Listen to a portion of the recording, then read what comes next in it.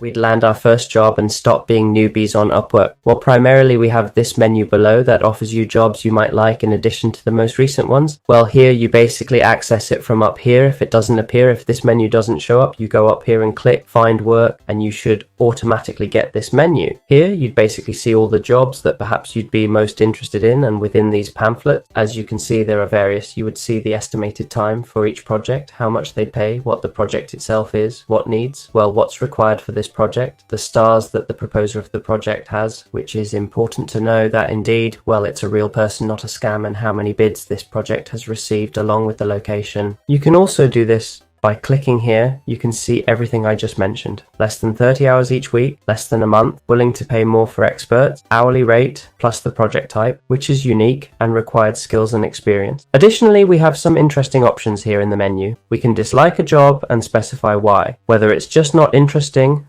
or for another reason. We also have this heart icon, which allows us to save the job if we click it. This is useful if you've been searching for many jobs in a day and want to save a few to review later. You can go to Save Jobs to see all the ones you've bookmarked. It's a great way to keep track of interesting opportunities you found during your job search without having to remember them all. Save and filter the options you liked most. You can also promote your work using tokens, which you'd pay for. We had two options. The availability badge, which basically makes it easier for companies to see that you're available. It's easier for them to see who you are and that you're ready to work. This option supposedly increases your chances of being invited by 70%. The current weekly price can vary, but it's set at this amount. To use this feature, you'd need to buy more connections, which are like tokens in this app. There's also an option to boost your profile. If you choose it, it would make your ad or profile appear at the top when companies search, like a featured listing on a bulletin board. Well, basically, how would you pay to bump up that ad? You would put all this information and obviously pay some tokens to boost your profile. Ultimately, what you need to know is that you also have a search engine to look for a job.